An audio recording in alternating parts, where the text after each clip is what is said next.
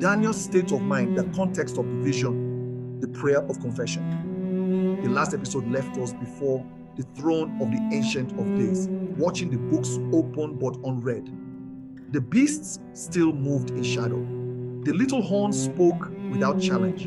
And then the scene shifted. Daniel alone is once again caught in vision. This time, what unfolds is not a bestial symbol of empires, but a message from a radiant messenger. A timeline written in weeks that are not weeks, a countdown whose start and end are still debated.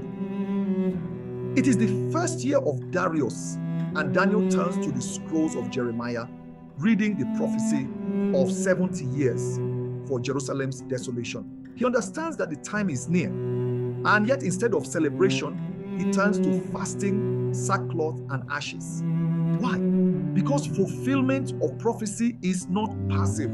It calls for alignment, confession, humility, readiness.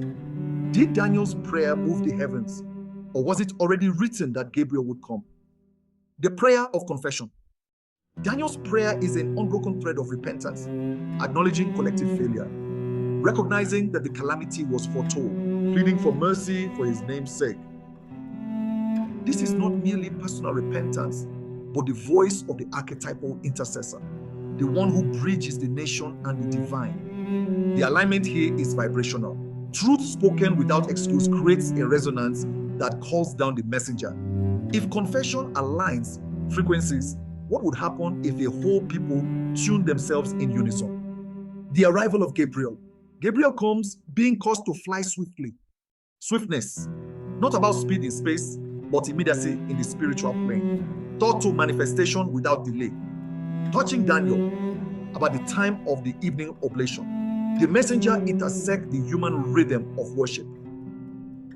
Strength of God, the one who explains visions and carries messages of destiny. His touch awakens Daniel into a heightened awareness where words can pass without distortion. Why does Gabriel appear to some with terror and to others with understanding? The 70 weeks prophecy, Gabriel speaks.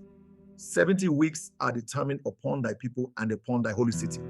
The 70 weeks break into 3 segments, 7 weeks, 62 weeks, 1 week.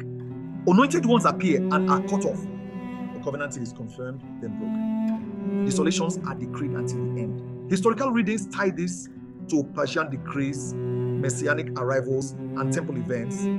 Esoteric readings see cycles of initiation, rise and fall of spiritual orders, and inner temple work.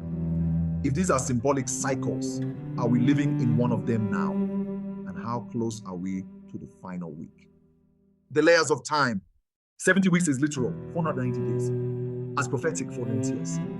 As archetypal. Cycles that repeat in nested patterns within a life, a generation, and age. Time here is not a straight line. It folds and mirrors itself. The cutting off is not just death. It is separation from the flow, the breaking of harmony. Engage in conscious alignments. Before answers or breakthroughs, ground yourself in truth and humility. Recognize your messengers.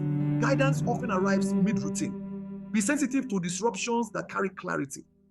Understand cycles. Track repeating patterns in your life. They may mirror larger archetypal cycles. We still don't know when the final week begins. The identity of the anointed in each cycle remains open. Gabriel's role is not finished. He appears again in later visions with more layers to reveal. This 70 weeks is not just about the past, it's about the clock you're living in now. Subscribe, share your insights in the comments, and prepare for episode 4, when the visions turn to war in heaven and the battles that spill into earth.